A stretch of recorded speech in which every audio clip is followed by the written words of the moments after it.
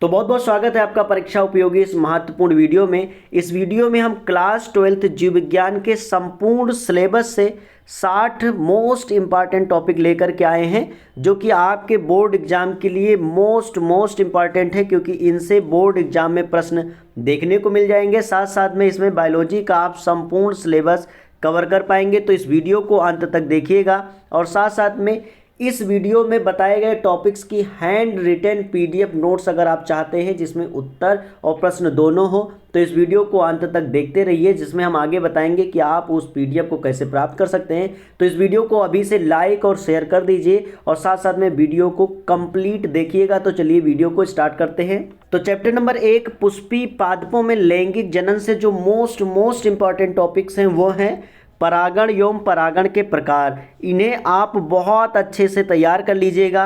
साथ साथ में पर परागण से लाभ एवं हानि, स्वपरागण से लाभ एवं हानि, पर परागण के प्रकार जिसमें जल द्वारा परागण, कीट द्वारा परागण और वायु द्वारा परागण, इन टॉपिक्स को आप अच्छे से तैयार करके जाइए, क्योंकि ये क्वेश्चन एग्जाम में आपको 100% देखने को मिल सकता है। तो इसे आप ज़रूर याद कर लीजिए।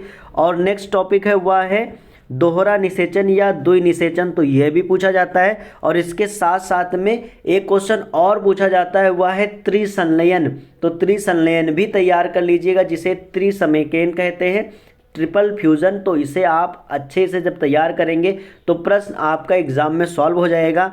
नेक्स्ट है भ्रूणकोश और भ्रूणपोष, तो भ्रूणकोश और भ्रूणपोष की संरचना, इनमें अंतर और इनका कार्य भी आपको लर्न कर लेना है। और नेक्स्ट टॉपिक है वह है बीजांड की संरचना, तो बीजांड की संरचना आपके बोर्ड एग्जाम के लिए बहुत ज़्यादा इम्पॉर्टेंट है। इसे आप चित्र सहित तैयार कर लीजिएगा, क्योंकि इस बार हो सकता है ये प्रश्न एग्जाम में आपको मिल जाए।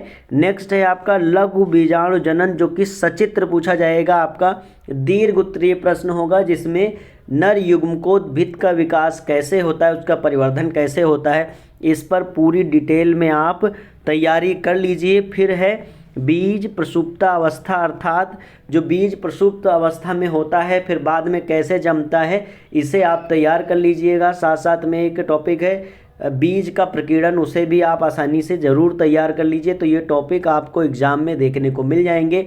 अगर बहुत शार्ट में जाएं तो बहुभ्रूणता तैयार कर लीजिएगा, अनिषेक फलन तैयार कर लीजिएगा। ये भी टॉपिक आपको 1-2 नंबर में क्वेश्चन देखने को मिल जाएंगे। बढ़ते हैं अगले चैप्टर की ओर। अगला चैप्टर है मानव जनन, तो मानव जनन से काफ़ी क्वेश्चन आपको देखने को मिल सकते हैं, जिसमें से दीर्घ उत्तरीय एक प्रश्न है नर जनन तंत्र का सचित्र वर्णन। नर जनन तंत्र और मादा जनन तंत्र दोनों पढ़िएगा, लेकिन नर जनन तंत्र ज़रूर से तैयार करके जाइएगा। इसका चित्र के साथ साथ में इसके सभी जो पॉइंट्स हैं सभी भागों को आप तैयार कर लीजिए, चित्र की प्रैक्टिस कर लीजिए, ताकि एग्जाम में आपका समय कम लगे। अगर आपको चित्र बनाने में बायोलॉजी से संबंधित कोई भी समस्या आती है, तो अगर आप चाहेंगे तो हम चित्र को लेकर के एक डेडिकेटेड वीडियो लेकर के आएंगे। आप हमें कमेंट बॉक्स में बता दीजिए कि सर चित्र को लेकर के एक वीडियो ज़रूर बनाइए, जिसमें बायोलॉजी के सभी महत्वपूर्ण फिगर्स हों, और उन फिगर्स को कैसे बनाना है उन पर हम चर्चा करेंगे। नेक्स्ट है आपका युग्मक जनन, तो युग्मक जनन में 2 हैं, अंडाणु जनन और शुक्राणु जनन। इन्हें आप तैयार कर लीजिएगा, जिसमें से शुक्राणु जनन जो टॉपिक है वो सबसे ज़्यादा महत्वपूर्ण है। अगला है शुक्राणु की संरचना, तो शुक्राणु की संरचना जो है वो तो क्वेश्चन देखने को ज़रूर मिल जाएगा, इसे आप तैयार कर लीजिएगा। एक्रोसोम का क्या कार्य है, शुक्राणु में माइटोकॉन्ड्रिया कहाँ होते हैं, और शुक्राणु जा करके कैसे फ्यूज़न होता है, तो इन सभी टॉपिक्स को आप तैयार करिए। साथ साथ में छोटा टॉपिक है निषेचन कैसे होता है, उसे भी याद कर लीजिए। जाइगोट का निर्माण कैसे बनता है, तो ये आपको अच्छे से करना है तैयार। अगला है मासिक चक्र एवं प्रसव, आर्तो चक्र और प्रसव के बारे में आपको याद कर लेना है, क्योंकि ये टॉपिक जो है वो बोर्ड परीक्षा में अगर एग्जामिनर देना चाहेगा तो दे देगा, क्योंकि ये इंपॉर्टेंट टॉपिक्स हैं। इन्हें आप अच्छे से तैयार कर लीजिएगा, इजी हैं, इन्हें आप सरलता से तैयार कर पाएंगे। और अगला प्रश्न जो है वो तो ज़रूर ही पूछा जाता है, वह है वृषण एवं अंडाशय की संरचना। इसमें चित्र पूछ लिया जाता है कि उनका जो अनुप्रस्थ काट है उसकी संरचना का आप चित्र बनाइए। केवल चित्र दे देता है तो भी आपको तैयार करके ही जाना है। ये दोनों चित्र आप ज़रूर तैयार कर लीजिएगा, वृषण और अंडाशय की संरचना। अब हम बढ़ते हैं अगले चैप्टर की ओर और अगला चैप्टर है जनन स्वास्थ्य। तो इसमें इंपॉर्टेंट टॉपिक है वह है परिवार नियोजन की विधियां। बहुत ज़्यादा इंपॉर्टेंट है, इसे आप ज़रूर याद कर लीजिए। इसमें अस्थायी विधियां और अस्थायी विधियां दोनों तैयार करिएगा। पुरुष एवं मादा नसबंदी, इन्हें आप अच्छे से तैयार करके जाना है। फिगर आपको तैयार नहीं करने हैं परिवार नियोजन की विधियों में, बाकी आपको इसका थ्योरेटिकल पार्ट पूरा याद कर लेना है, क्योंकि ये क्वेश्चन एग्ज़ाम में ज़रूर देखने को मिलेगा। नेक्स्ट है एमटीपी। एमटीपी का फुल फॉर्म आप कमेंट बॉक्स में हमें लिख करके बताएं। इसे कहते हैं चिकित्सीय सगर्भता समापन, अर्थात चिकित्सीय रूप से जो अवांछनीय बेबी है, जिसे नहीं चाहता है कोई, उसे कैसे नष्ट करवा सकता है। इस प्रोसेस को आप अच्छे से तैयार कर लीजिएगा। फिर है आपका सहायक जनन प्रौद्योगिकी।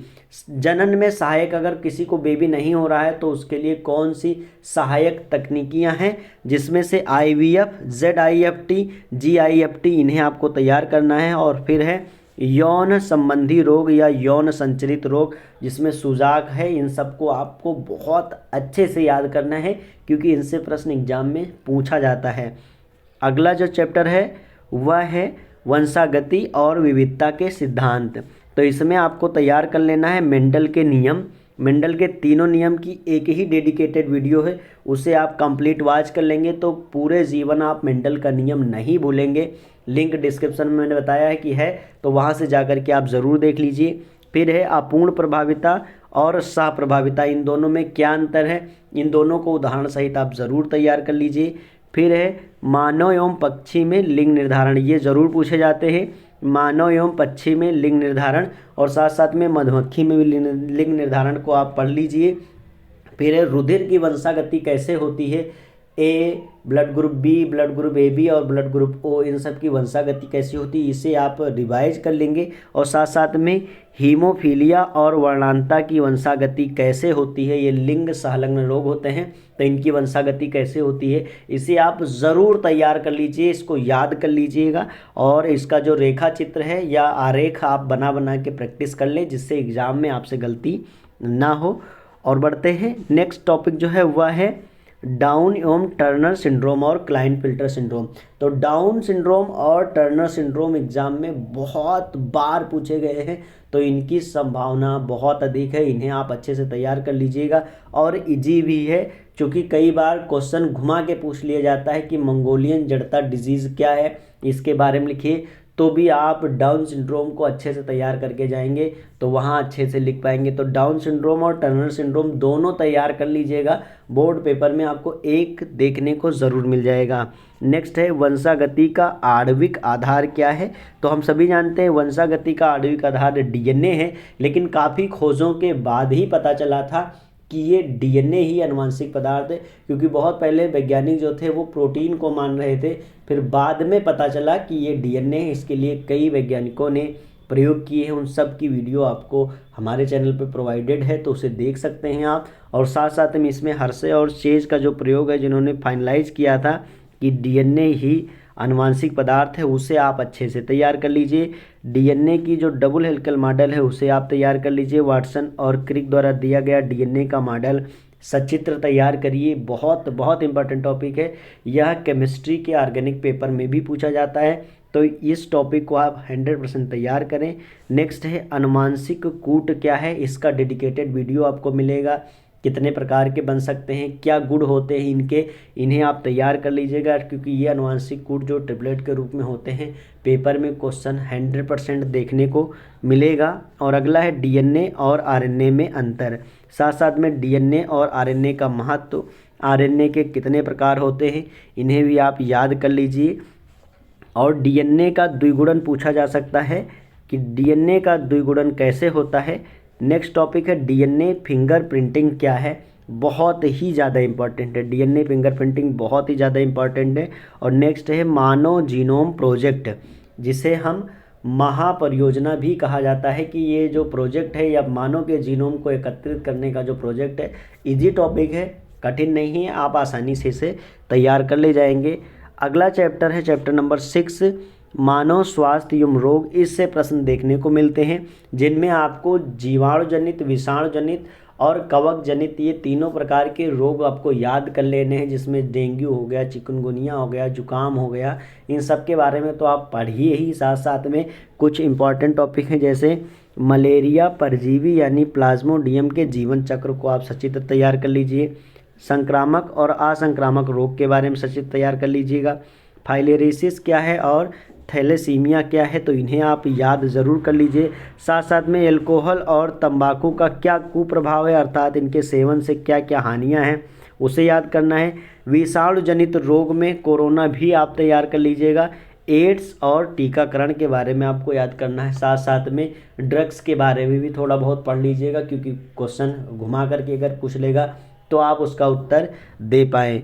अगला जो चैप्टर है वह है मानव कल्याण में सूक्ष्म जीव, यानी सूक्ष्म जीवों से हमें क्या लाभ है, तो इसमें टॉपिक है बीटी फसल पूछा जाता है।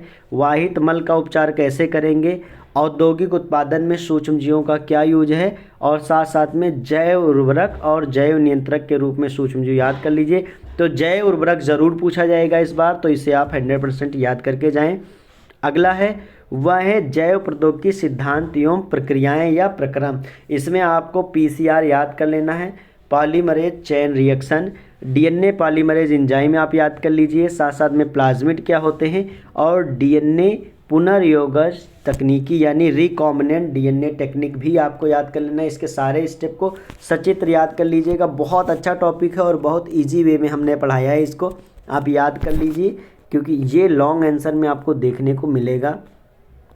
अगला टॉपिक है जैव प्रौद्योगिकी और उसके उपयोग, जिसमें आपको पारजीनी जंतु पढ़ लेना है कि पारजीनी जंतु क्या होते हैं, जीन चिकित्सा क्या होती है, जीन चिकित्सा आपको तैयार कर लेना है।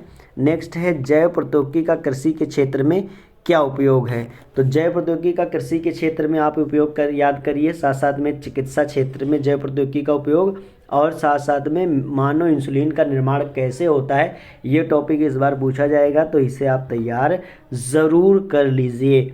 अगले टॉपिक पे बढ़ते हैं और वह है नेक्स्ट चैप्टर जीव और समष्टियाँ। तो इसमें आपको कीस्टोन प्रजातियाँ याद कर लीजिए। साथ साथ में परभक्षण क्या है, बहुत ज़्यादा क्वेश्चन पूछा जाता है, परभक्षी और परभक्ष में संबंध क्या है, तो परभक्षण याद कर लीजिए। स्पर्धा यानी कंपटीशन आपको याद करिए, जिसमें पारस्परिक अंतर्जातीय, ये सब आप अच्छे से तैयार करिए। स्पर्धा क्यों होती है ये भी आपको मालूम होना चाहिए। सहजीवन और सहभोज्यता तैयार कर लीजिए। और अनुकूलन में आप विशेष रूप से जलीय और मरुस्थलीय यानी जलोद्भिद और मरुद्भिद ज़रूर याद कर लीजिएगा। इन दोनों में क्या अंतर है, ये दोनों में कैसा अनुकूलन होता है, जड़ तना पत्तियों का अनुकूलन आप याद कर लीजिए। बहुत इजी है, अच्छे से आप तैयार कर पाएंगे, ज़रूर तैयार कर लीजिए। और जो लास्ट चैप्टर है वह है जैव विविधता एवं उसका संरक्षण कैसे करेंगे, तो इसमें आपको पढ़ना है रेड डाटा बुक, स्वास्थानीय एवं बास्थानीय संरक्षण जीवों का कैसे करेंगे, और फिर जो है वह है टाइगर प्रोजेक्ट, घड़ियाल प्रोजेक्ट और हॉट स्पॉट भी आप तैयार कर लीजिएगा कि जंतुओं का जो तप्त स्थल होता है वो क्या होता है, हॉट स्पॉट क्यों माना गया है और क्यों वहाँ की सुरक्षा जो है वो बढ़ानी चाहिए। और अगला है संकटग्रस्त प्रजातियाँ आप तैयार कर लीजिए।